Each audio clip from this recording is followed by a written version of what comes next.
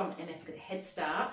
And today I'm going to have a chat with my lovely friend here, Michelle, about how someone with MS who is kind of in the middle of that kind of EDSS range, like what exercise they should be doing from a brain health point of view. So how can I help, Michelle? Yeah, Gilly, I suppose my dad was diagnosed with MS about 20 years ago. Okay. I think it is secondary progressive, it's been called. Okay. Yeah. And he walks with a stick, he has foot trap on one side, and he can walk about 100 metres or so. Okay. Yeah. Just wondering what kind of exercise he should be doing, or how important is exercise for him? Yeah, that's a great question, especially for someone who's had MS for maybe, you know, a number of years, whether that's 5 years or 20 years. Exercise is really powerful for not only also keeping the body fit and healthy and strong, but actually from a brain health, so from a neurological point of view. So we now see with the evidence that exercise can help slow the MS progression down and also help improve things like cognitive and function, you know, executive processing, memory and things like that. And even actually exercise can really help with fatigue. And that's a real big problem with people with MS, that they find that fatigue can be quite quality of life impacting. So to exercise for that can be really powerful. So. Okay, and what kind of things could I even be suggesting that he does? Like how much exercise should he do?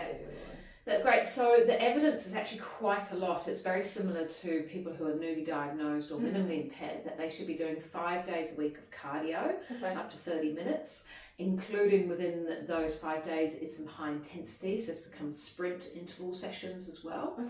So often the first question we have about that is, how can he do cardio? Because obviously he can't necessarily walk at a pace that's going to get him out of breath because of his balance and his foot drop. You know, obviously we're not going to get him jumping or running or anything like that. So the safest place that I recommend people with MS exercise is an exercise bike. Often it's pretty cheap. It's, you know, treadmills, I'm always concerned about people having treadmills at home for safety, like catching feet and falling off, but exercise bike, they're pretty cheap to pick up and they're safe, that people can get on, and you can do, you know, like a 30-second sprint and then have a stop.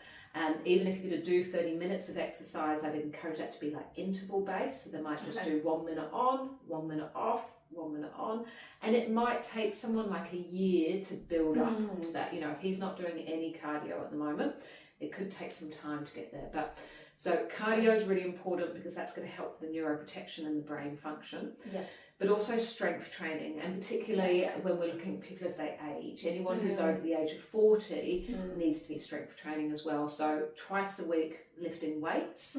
So I would really recommend anyone who's in that kind of middle part of their MS journey, you know, starting to use a stick or aids, really does need to see a neurophysio to work out how they can safely exercise and what's most important for them. Like, is it more balance training as well as that? But with the strength training, because at that point, you know, they may have a weak hand, and do they need something to help secure the grip of the weight?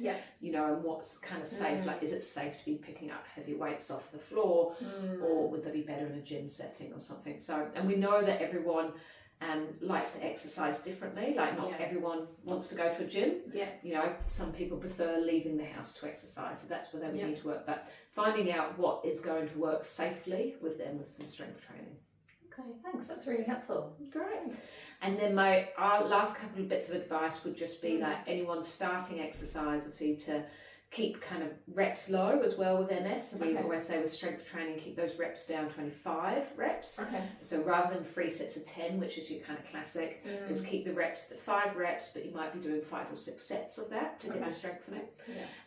But also heat sensitivity can be a big problem with that neuromuscular fatigue as well. So interval training is really good at keeping the heat down, but also getting people to sit on ice cold water, so both before, during and after exercise. So recommend, like, you know, blending ice up in a blender, so it's like an ice slushy, because consuming it drops the core temperature, and even wearing an ice vest can be really beneficial. Oh, that's really helpful. But I think the main thing is to give that real positive input, that exercise can be really powerful, not only in just maintaining wellness, but actually from a brain health point of view. Yeah, absolutely. That sounds awesome. Thank you so much. Thank you.